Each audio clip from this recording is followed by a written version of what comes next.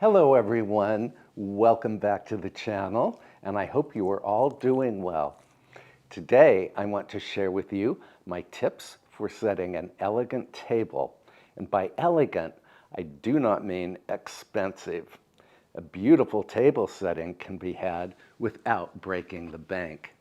We are going to start with the tablecloth. Right, Avery? Shall we start with the tablecloth?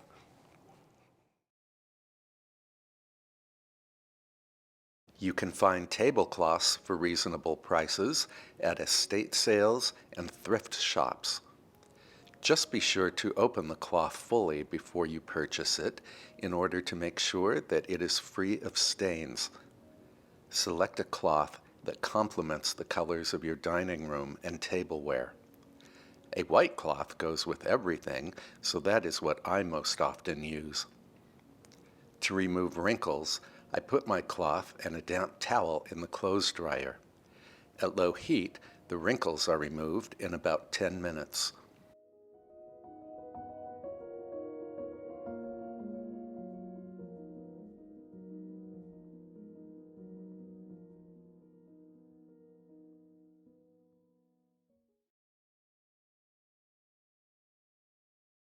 If you do not wish to use a tablecloth, then placemats will suffice. The mats must be large enough to accommodate not only the dinner plate, but the flatware too. As a rule, never place forks, knives, and other flatware on a bare table. Placemats are never used in conjunction with the tablecloth.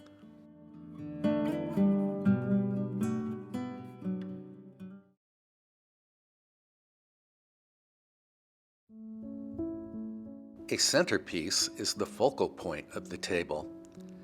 The centerpiece could be a vintage soup tureen, even if the tureen does not contain any soup. If you watched my autumn dinner party video, you might remember that my centerpiece was a tan table runner topped with miniature winter squash and tall tapered candles. Let's go shopping for some inexpensive flowers. Look ahead, the sea is calm, and I know we've been through a lot, but just wait. Wait for better days to come and carry us like wind in our sails. Hold on tight, I can smell the shore, it's right in front of us if we just hold on tight. This vision that I saw is getting closer. Well, it's slim pickings today, but we will have to make do. I'm going to make the arrangement in my antique soup tureen, and I'm going to place this soaked floral foam in the tureen. The floral foam will act as a pin cushion for the flowers. And just a reminder, I am not a professional flower arranger. I'm just a brave individual. I have some boxwood that I clipped from the garden, and then I have these beautiful pinkish purple alliums from the garden, and I have the flowers that we purchased from the supermarket. I'd like to start by adding the greens.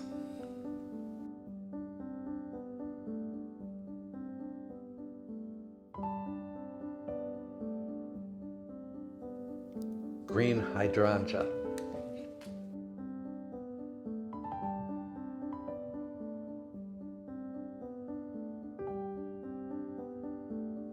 Purple snapdragons.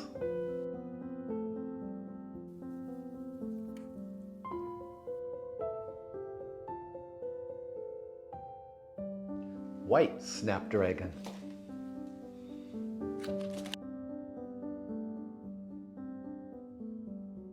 This is purple alstroemeria. Alstroemeria is great because it's inexpensive and very long-lasting.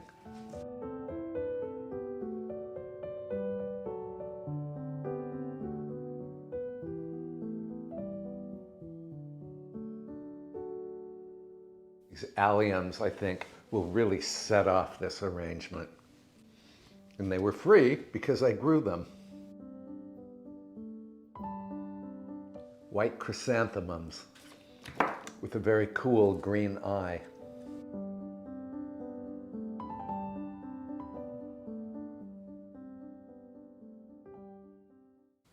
I'm amazed at the number of arrangements we can make with just supermarket flowers and some greens from the garden. And this is definitely a budget arrangement. I spent between $26 and $30 for these flowers. Had I purchased this arrangement from a local florist, I would have paid well over $100.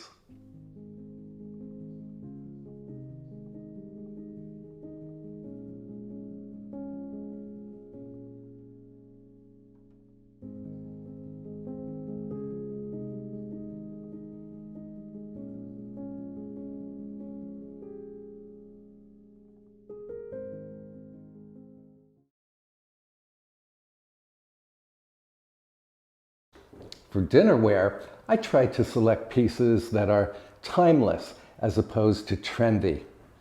Thrift stores and estate sales are just two great sources for classic dinnerware. Let me show you some of the dinnerware in my own small collection.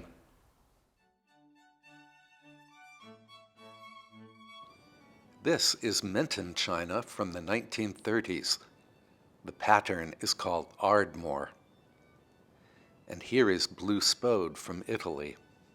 Here is Liberty Blue Staffordshire from England. Today, I will use my Liberty Blue plates along with matching cups and saucers for the soup course.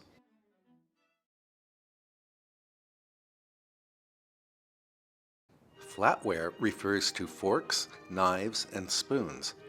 You can use sterling silver or inexpensive stainless steel. Just make sure that all of the pieces are sparkling clean.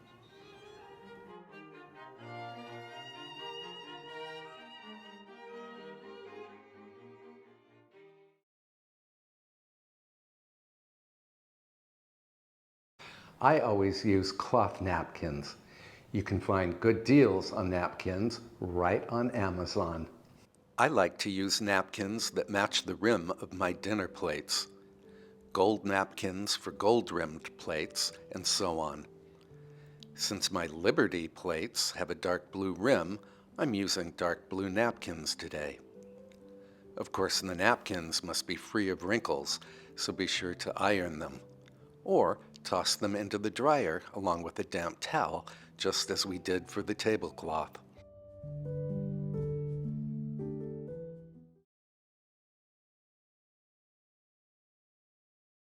Plate, saucer, and coffee cup. I will use the coffee cup for the soup course. Place the knife to the right of the plate with its sharp edge facing inward. The soup spoon goes to the right of the knife.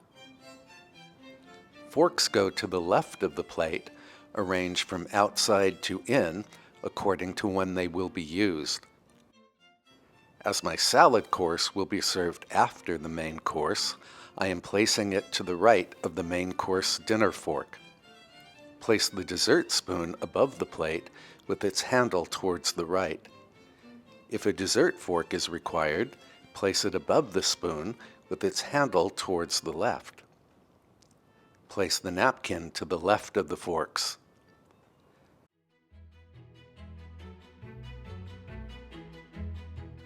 If you require a bread plate, place it above the forks. Set the butter knife on the bread plate with the tip of its blade at 10 o'clock. As per Emily Post, I arrange water and wine goblets in a triangle above and slightly to the right of the knife and spoon. Water goblet, white wine goblet, red wine goblet. There is no need to use 2 wine glasses if only one type of wine is being served. I always use wine coasters in which to hold the bottles of wine that go on the table. The coasters protect the tablecloth from drips.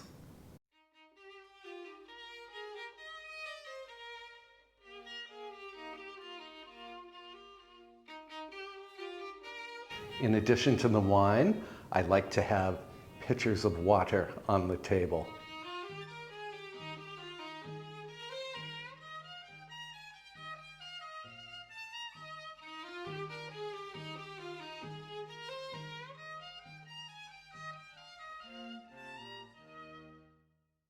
I never put containers of food on the table. Instead, the food is either plated in the kitchen or it is arranged on a sideboard. With a sideboard, guests can serve themselves.